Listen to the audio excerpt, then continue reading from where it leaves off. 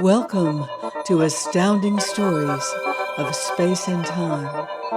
I'm Mardell, and here is part 2 of Gone Fishing by James Schmitz.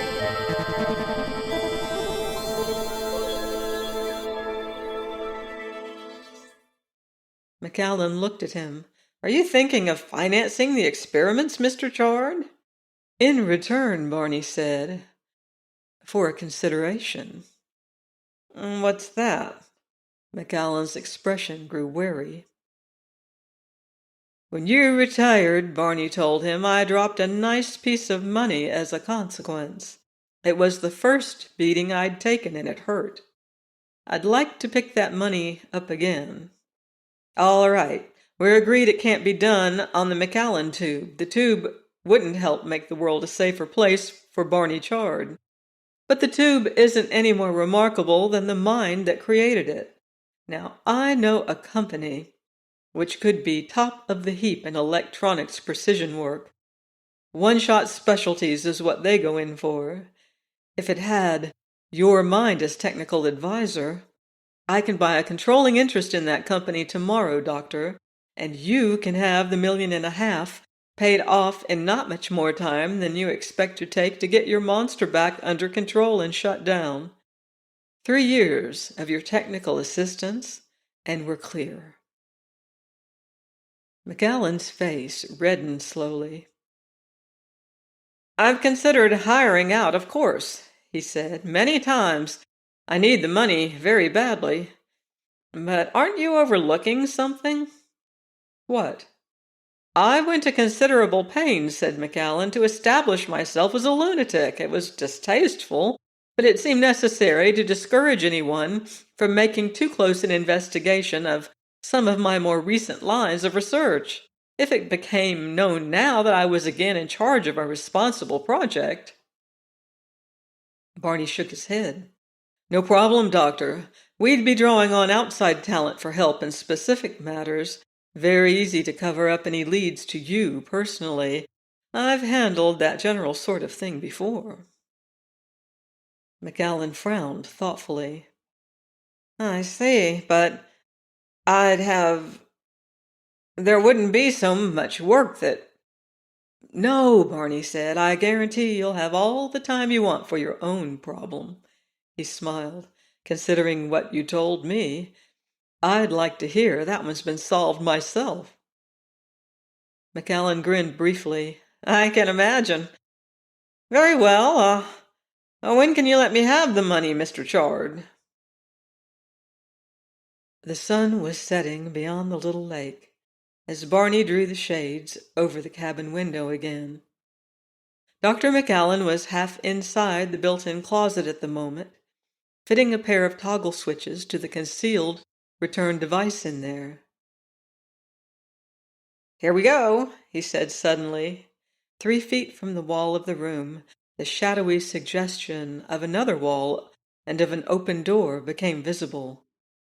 Barney said dubiously, "We came out of that?" McAllen looked at him sad. "The appearance is different on the exit side, but the tube's open now. Here, I'll show you." He went up to the apparition of a door, abruptly seemed to melt into it. Barney held his breath and followed. Again, there was no sensory reaction to passing through the tube. As his foot came down on something solid and the shadowiness into which he stepped, the living room in Sweetwater Beach sprang into sudden existence about him. "Seems a little odd from that end first time through, doesn't it?" McAllen remarked. Barney let out his breath. "If I'd been the one who'd invented the tube," he said honestly, "I'd never have had the nerve to try it." McAllen grinned. "I tell you the truth, I did need a drink or two the first time, but it's dead safe if you know just what you're doing." Which was not, Barney felt, too reassuring.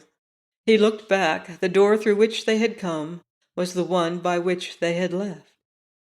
But beyond it now lay a section of the entrance hall of the Sweetwater Beach house.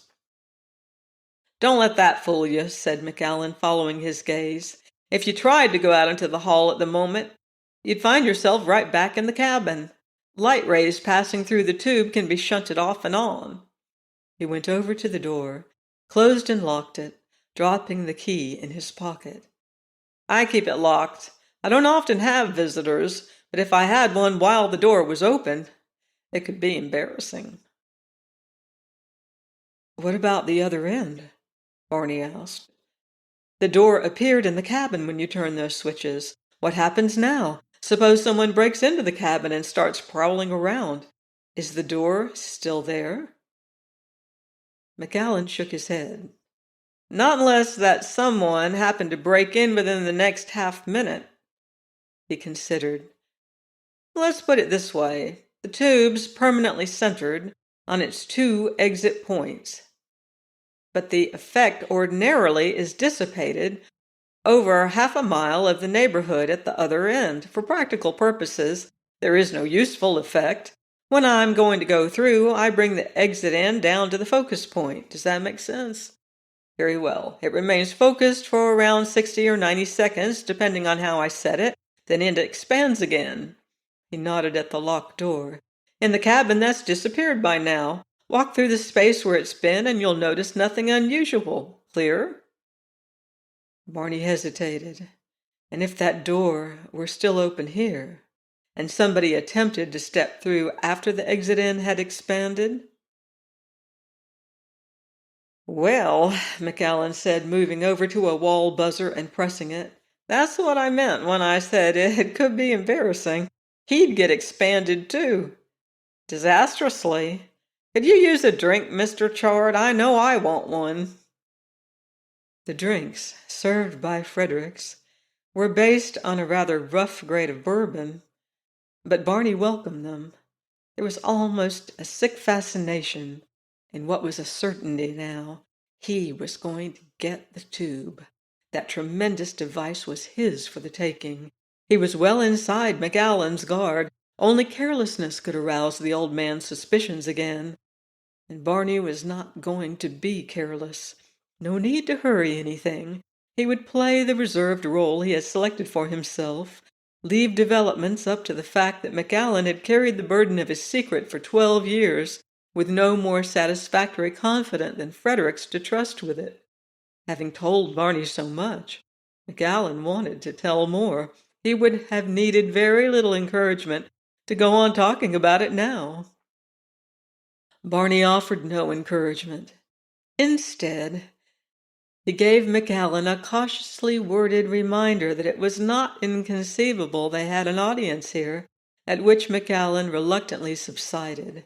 There was, however, one fairly important question Barney still wanted answered today. The nature of the answer would tell him the manner in which McAllen should now be handled. He waited until he was on his feet and ready to leave before presenting it. McAllen's plump cheeks were flushed from the 2 highballs he'd put away. In somewhat awkward phrases he had been expressing his gratitude for Barney's generous help, and his relief that because of it the work on the tube could now be brought to an end. Just one thing about that still bothers me a little, Doctor, Barney said candidly. McAllen looked concerned. What's that, Mr. Chard? Well, you're in good health, I'd say, Barney smiled, but suppose something did happen to you before you succeeded in shutting the McAllen tube down. He inclined his head toward the locked door. That thing would still be around waiting for somebody to open it and step through.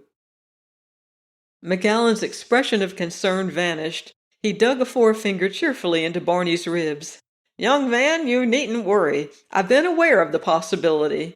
Of course, and believe me, I'm keeping very careful notes and instructions. Safe deposit boxes. I'll talk about that tomorrow, Somewhere else. Had a man in mind, as a matter of fact. But we can make better arrangements now. You see, it's really so ridiculously easy at this stage. Barney cleared his throat. Some other physicist? Any capable physicist, McAllen said decidedly. Just a matter, you see, of how reliable he is. He winked at Barney. Talk about that tomorrow, too, or one of these days." Barney stood looking down with a kind of detached surprise at a man who had just pronounced sentence of death casually on himself and on an old friend. For the first time in Barney's career, the question of deliberate murder had not only entered an operation, but had become in an instant an unavoidable part of it. Frank Elby, ambitious and money-hungry, could take over where McAllen left off. Elby was highly capable, and Elby could be controlled. McAllen could not. He could only be tricked and, if necessary, killed. It was necessary, of course. If McAllen lived until he knew how to shut the tube down safely, he simply would shut it down and destroy the device and his notes on it. A man who had gone to such extreme lengths to safeguard the secret was not going to be talked out of his conviction that the McAllen Tube was a menace to the world. Fredericks, the morose eavesdropper, had to be silenced with his employer to assure Barney of his undisputed possession of the tube. Could he still let the thing go? Let McAllen live? He couldn't, Barney decided. He'd dealt himself a hand in a new game, and a big one, a fantastic, staggering game when one considered the possibilities in the tube. It meant new interest. It meant life for him. It wasn't in his nature to pull out. The part about McAllen was cold necessity. A very ugly necessity, but McAllen, pleasantly burbling of something as they walked down the short hall to the front door, already seemed a little unreal. A roly-poly, muttering, fading, small ghost. In the doorway, Barney exchanged a few words. He couldn't have repeated them an instant later. With the ghost, became briefly aware of a remarkably firm handclasp and started down the cement walk to the street. Evening had come to California at last. A few houses across the street made dim silhouettes against the hills, some of the windows lit. He felt, Barney realized, curiously tired and depressed. A few steps behind him, he heard McAllen quietly closing the door to his home. The walk, the garden, the street, the houses and hills beyond vanished in a soundlessly violent explosion of white light around Barney Chard. His eyes might have been open for several seconds before he became entirely aware of the fact. He was on his back, looking up at the low raftered ceiling of a room. The light was artificial, subdued. It gave the impression of nighttime outdoors. Memory suddenly blazed up.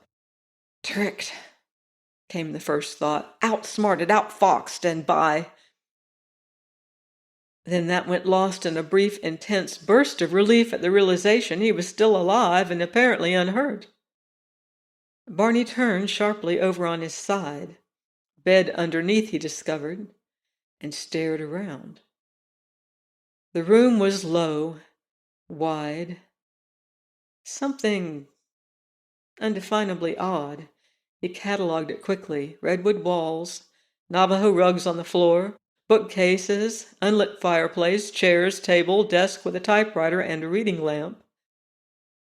Across the room, a tall, dark grandfather clock with a bright metal disc instead of a clock face stood against the wall. From it came a soft, low thudding, as deliberate as the heartbeat of some big animal.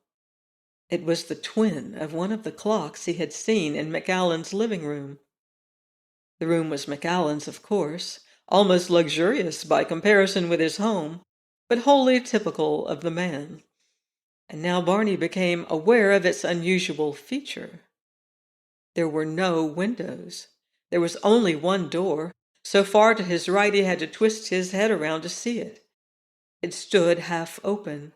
Beyond it lay a few feet of a narrow passage, within his range of vision, lighted in the same soft manner as the room. No sound came from there. Had he been left alone? And what had happened? He wasn't in McAllen's home or in that fishing shack at the lake. The tube might have picked him up somehow in front of McAllen's house and transported him to the Majorca place.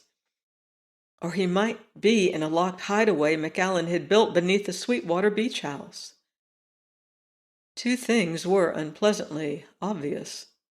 His investigations hadn't revealed all of McAllen's secrets. And the old man hadn't really been fooled by Barney Chard's smooth approach. Not at any rate to the extent of deciding to trust him. Hot chagrin at the manner in which McAllen had handed the role of dupe back to him flooded Barney for a moment. He swung his legs over the side of the bed and stood up. His coat had been hung neatly over the back of a chair a few feet away. His shoes stood next to the bed. Otherwise he was fully clothed. Nothing in the pockets of the coat appeared to have been touched. Billfold, cigarette case, lighter, even the gun were in place. The gun, almost startlingly, was still loaded. Barney thrust the revolver thoughtfully into his trousers pocket. His wristwatch seemed to be the only item missing. He glanced about the room again, then at the half-open door and the stretch of narrow hallway beyond.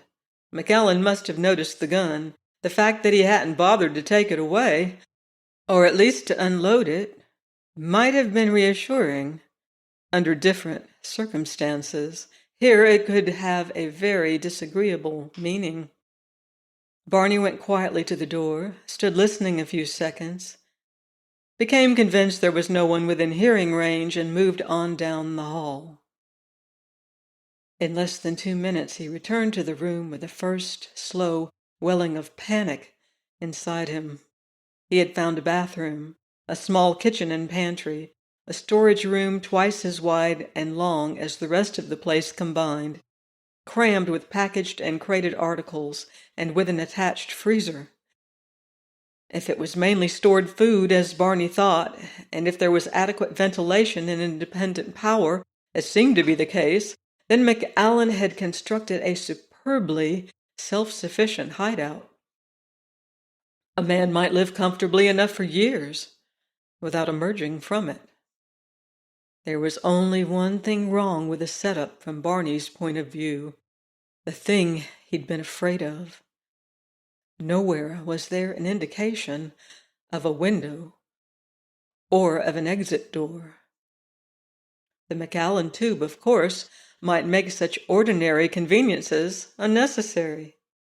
And if the tube was the only way in or out, then McAllen incidentally had provided himself with an escape-proof jail for anyone he preferred to keep confined. The place might very well have been built several hundred feet underground. A rather expensive proposition, but aside from that, quite feasible. Barney felt his breath begin to quicken, and he told himself to relax. Wherever he was, he shouldn't be here long. McAllen presently would be getting in contact with him, and then... His glance touched the desk across the room, and now he noticed his missing wristwatch on it. He went over, picked it up, and discovered that the long white envelope on which the watch had been placed was addressed to him. For a moment he stared at the envelope, then his fingers shaking a little, he tore the envelope open and pulled out the typewritten sheets within. The letterhead he saw without surprise was Oliver B. McAllen. The letter read, Dear Mr. Chard, an unfortunate series of circumstances combined with certain character traits in yourself made it necessary to inconvenience you in a rather serious manner. To explain, the information I gave you regarding the McAllen Tube and my own position was not entirely correct. It is not the intractable instrument I presented it as being. It can be shut off again quite readily and without any attendant difficulties. Further, the decision to conceal its existence was not reached by myself alone. For years that is, Mr. Fredericks, who holds a degree in engineering and was largely responsible for the actual construction of the tube, and I have been members of an association of which I cannot tell you too much, but I may say that it acts, among other things, as the present custodian of some of the more dangerous products of human science, and will continue to do so until a more stable period permits their safe release. To keep developments such as the McAllen Tube out of irresponsible hands is no easy task these days, but a variety of effective devices are employed to that end. In this instance, you happened upon a rigged situation, which had been designed to draw action from another man, an intelligent and unscrupulous individual, who lately had indicated a disturbing interest in events connected with a semi-public fiasco of my matter transmitter some years ago. The chances of another person becoming aware of the temporal incongruities which were being brought to this man's attention were regarded as so remote that they need be given no practical consideration. Nevertheless, the unexpected happened. You became interested. The promptness with which you acted on your chance observations shows a bold and imaginative manner of thinking on which you may be genuinely congratulated. However, perhaps a less commendable motivation was also indicated. While I appeared to stall on coming to decisions you may have regarded as inevitable, your background was being investigated by the association. The investigation confirmed that you fall within a personality category of which we have the greatest reason to be wary. Considering the extent of what you had surmised and learned, falsified though the picture was, this presented a serious problem. It was made more acute by the fact that the association is embarking on a 5-year plan of some importance. Publicity during this period would be more than ordinarily undesirable. It will therefore be necessary to see to it that you have no opportunity to tell what you know before the plan is concluded. I am sure you can see it would be most unwise to accept your simple word on the matter. Your freedom of movement and of communication must remain drastically restricted until this 5-year period is over. Within the next 2 weeks, as shown by the clock in your quarters, it will have become impossible for me or for any member of the association to contact you again before the day of your release. I tell you this so that you will not nourish vain hopes of changing the situation in your favor, but will adjust as rapidly as you can to the fact that you must spend the next 5 years by yourself. What ameliorations of this basic condition appeared possible have been provided. It is likely that you will already have tried to find a way out of the cabin in which you were left. The manner of doing this will become apparent to you exactly 24 hours after I conclude and seal this letter. It seemed best to advise you of some details of your confinement before letting you discover that you have been given as much limited freedom as circumstances allowed. Sincerely yours, Oliver B. McAllen. Barney dropped the letter on the desk, stared down at it, his mouth open. His face had flushed red. "Why, he's crazy," he said aloud at last. "He's crazier than—" He straightened, looked uneasily about the room again.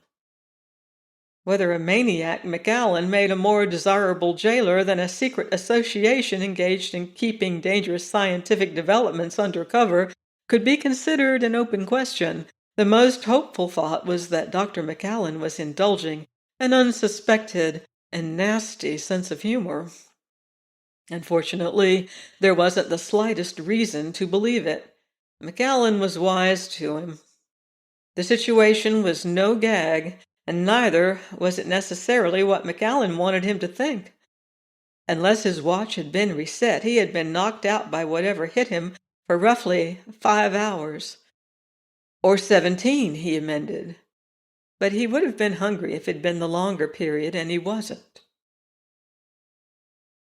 5 hours, then. 5 hours wouldn't have given them time to prepare the cabin as it was prepared for someone's indefinite stay. At a guess, McAllen had constructed it as a secure personal retreat in the event of something like a nuclear holocaust.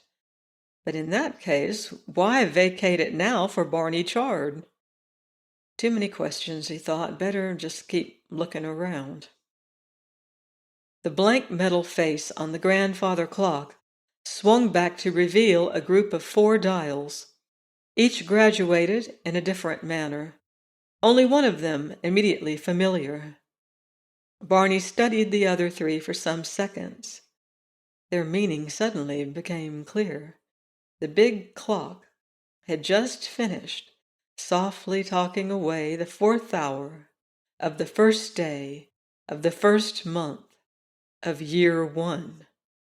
There were 5 figures on the year dial. He stared at it. A 5-year period of something seemed to be the key to the entire setup. Barney shook his head. Key it might be, but not one he could read without additional data. He snapped the cover disc shut on the unpleasantly suggestive dials and began to go mentally over McAllen's letter. The business that in 24 hours, 20 now, the manner of leaving the cabin would become apparent to him, that seemed to dispose of the possibility of being buried underground here. McAllen would hardly have provided him with a personal model of the tube. He must be speaking of an ordinary door opening on the immediate environment equipped with a time lock. In that case, where was the door? Barney made a second, far more careful search. 3 hours later, he concluded it. He'd still found no trace of an exit, but the paneling in any of the rooms might slide aside to reveal one at the indicated time, or a section of the floor might swing back above a trap door. There was no point in attempting to press the search any further. After all, he only had to wait. On the side, he'd made other discoveries. After opening a number of crates in the storage room and checking the contents of the freezer, he could assume that there was, in fact, more than enough food here to sustain one man for 5 years. Assuming the water supply held out, there was no way of checking on it. The source of the water, like that of the power and the ventilation, lay outside the area which was accessible to him. But if the water could be depended on, he wouldn't go hungry or thirsty. Even tobacco and liquor were present in comparably liberal quantities. The liquor he'd seen was all good. Almost at random he had selected a bottle of cognac and brought it and a glass to the main room with him. The thought of food wasn't attractive at the moment, but he could use a drink. He half filled the glass, emptied it with a few swallows, refilled it, and took it over to one of the armchairs. He began to feel more relaxed almost at once. But the truth was, he acknowledged, settling back in the chair, that the situation was threatening to unnerve him completely. Everything he'd seen implied McAllen's letter came close to stating the facts. What wasn't said became more alarming by a suggestion of deliberate vagueness. Until that melodramatically camouflaged door was disclosed, 17 hours from now, he'd be better off if he didn't try to ponder the thing out. And the best way to do that might be to take a solid load on rapidly and then sleep away as much of the intervening time as possible. He wasn't ordinarily a hard drinker, but he'd started on the second bottle before the cabin began to blur on him. Afterwards, he didn't remember making it over to the bed. Barney woke up ravenous and without a trace of hangover. Making a mental adjustment to his surroundings took no more time than opening his eyes. He'd been dreaming Dr. McAllen had dropped him into a snake pit and was sadistically dangling a rope 12 feet above his head, inviting him to climb out. To find himself still in the softly lit cabin was, for a few seconds at any rate, a relief. The relief faded as he sat up and looked at his watch. Still over an hour to go before McAllen's idiotic door became apparent. Barney swore and headed for the bathroom to freshen up. There was an electric shaver there, the end of its cord vanishing into the wall. Barney used it as meticulously as if he were embarking on a day of normal activities. Prepared a breakfast in the kitchen and took it to the main room. He ate unhurriedly, absorbing in his thoughts now and then glancing about the room. After a few minutes, he uneasily pushed back the plate and stood up. If McAllen's 24 hours began with the movement the big clock in the room had been started, the door should be in evidence by now. Another tour of the place revealed nothing and left him nervous enough to start biting his nails. He moved about the room, looked over things he'd already investigated. A music cabinet. He thought it was a radio at first, but it was only an elaborate hi-fi record player. 2 enclosed racks of records went with it, mainly classical stuff apparently, and a narrow built-in closet with 3 polished fishing rods and related gear, which would have allowed for speculation on the nature of the cabin's surroundings, except that McAllen might feel compelled to have a sampling of his toys around him wherever he was. Barney closed the closet door morosely, stood regarding the 2 crowded bookcases next to it. Plenty of books, reflecting the McAllen taste again. Technical tomes, great literature, Dickens, Melville, The Life of Gandhi. Barney grunted and was turning away, when another title caught his eye. He glanced back at it and hauled out the book. Freshwater Game Fish, Tested Methods of Their Pursuit. The author, O.B. McAllen.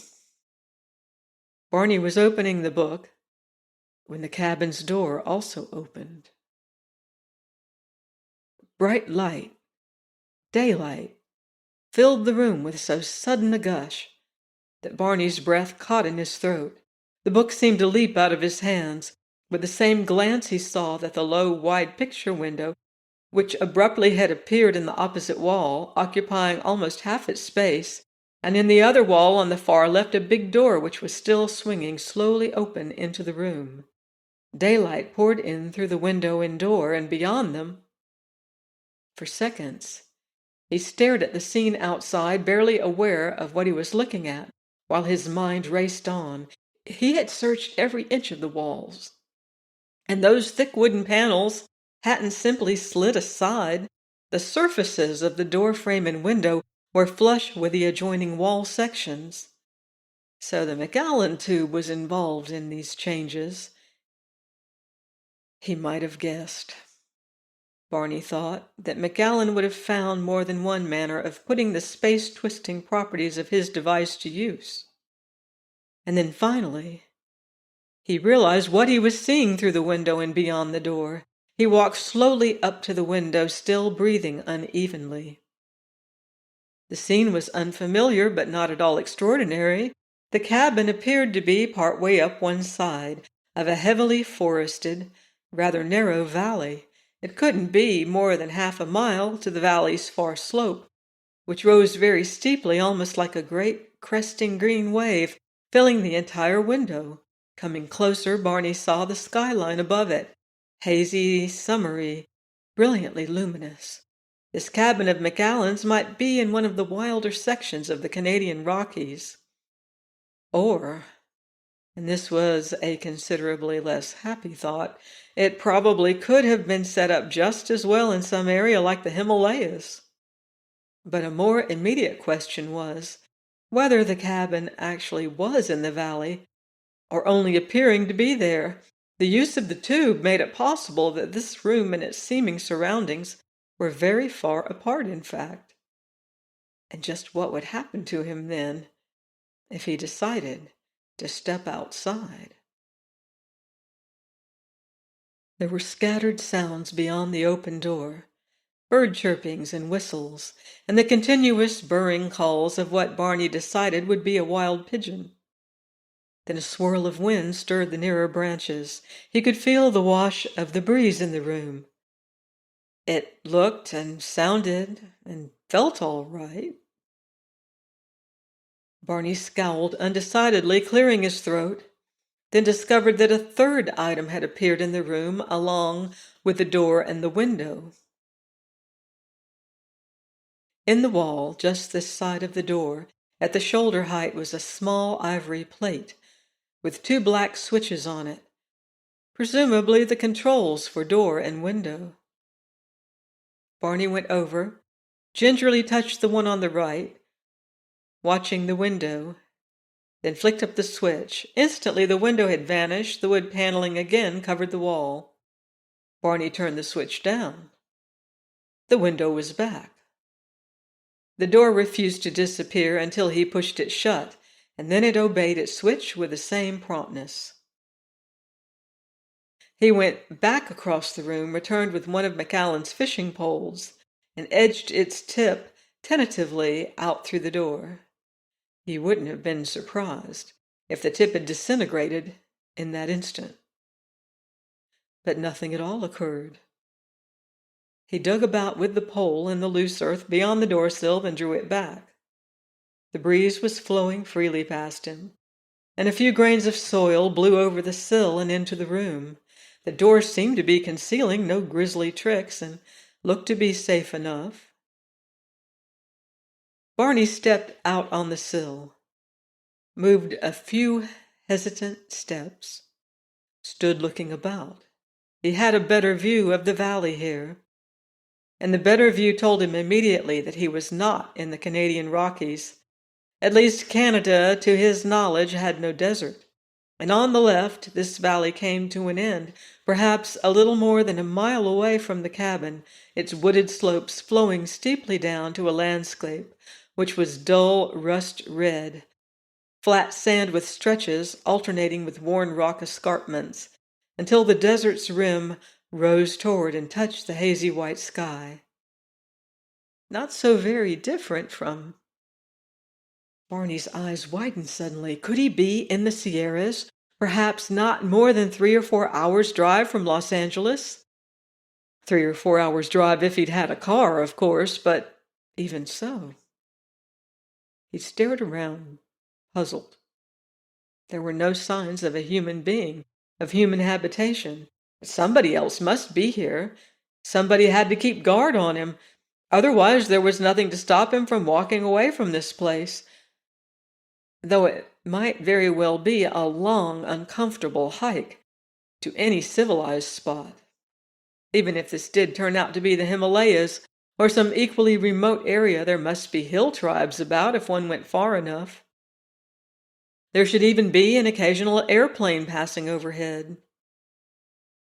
Barney stood just outside the door, frowning, pondering the situation again, searching for the catch in it. McAllen and his friends, whatever else they might be, weren't stupid. There was something involved here that he hadn't become aware of yet. Almost without thought, then, he turned up his head, squinting at the bright, hazy sky above him, and saw it. His breath sucked in and burst from his lungs in a half-strangled, terrified squawk as he staggered back into the cabin, slammed the door shut, then spun around and began slapping frantically at the switches on the wall plate until the door and window were gone and only the cabin's soft illumination was around him again. Then he crouched on the floor, his back against the wall, shaking with a terror he could hardly have imagined before. He knew what the catch was now. He had understood it completely in the instant of glancing up and seeing that the tiny, brilliant, blue-white point of light, glaring down at him through the incandescent cloud layers above, like a blazing, incredibly horrible insect eye, was this world's sun. Return next week for the final part of Gone Fishing on amazing stories of space and time. Until then, watch the skies.